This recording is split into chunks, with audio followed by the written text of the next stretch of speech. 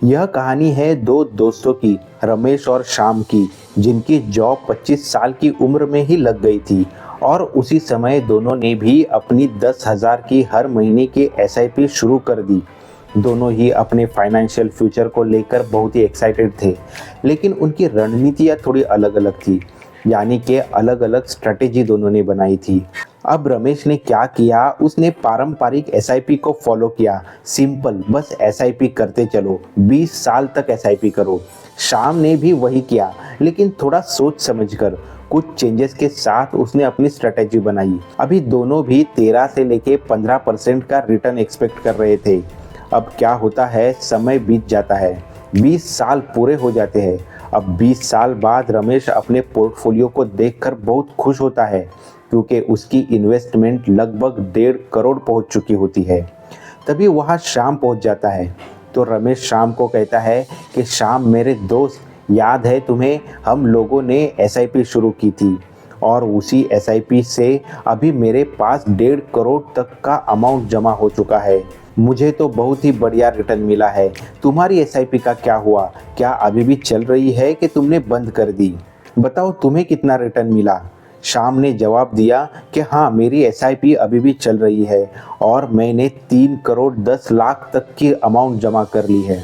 यह सुनकर तो रमेश के होश ही उड़ गए और उसने फिर से एक बार पूछा और श्याम ने वही जवाब दिया। यह सुनकर रमेश पूछने लगता है कि ये अमाउंट तो मेरे अमाउंट से डबल है, ये तुमने कैसे किया? ये कब हुआ? ये सुनकर श्याम अभी जवाब देता है कि मैंने तो कुछ ही माइनर चेंजेस किए, जिसकी वजह से ये अमाउंट तुम्हारे अमाउंट से डबल हो चुकी है। दोस्तों, श्याम ने ऐसे कौन से चेंजेस किए कि जिसकी वजह से उसकी अमाउंट रमेश से डबल हो गई? जानते हैं आगे। दोस्तों, श्याम ने बताया कि उसने एक महत्वपूर्ण जो स्टेप उठाया वो ये कि रेगुलर फंड में इन्वेस्ट न करते हुए उसने डायरेक्ट फंड में इन्वेस्ट किया।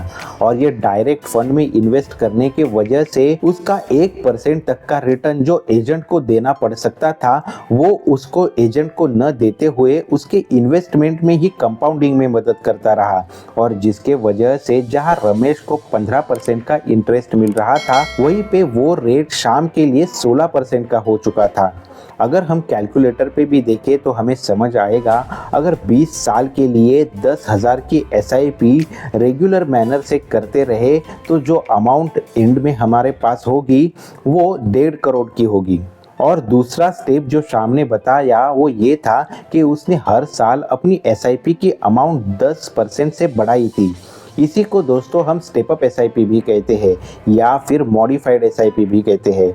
और इसी के वजह से उसके एसआईपी इन्वेस्टमेंट में एक काफ़ी सिग्निफिकेंट इम्पैक्ट देखने मिला। जो श्याम ने स्टेप्स उठाए वही स्टेप्स हम उठाते हैं, तो हमारे लिए जो सीएजीआर रहेगा वो 16% का रहेगा। और स्टेप अप का जो 10% का इन्वेस्टमेंट बढ़ाना है उसे भी कंसिडर किया, तो जो रिजल्टेंट अमाउंट होगी वो 3 करोड़ 10 लाख से भी ज़्यादा होगी।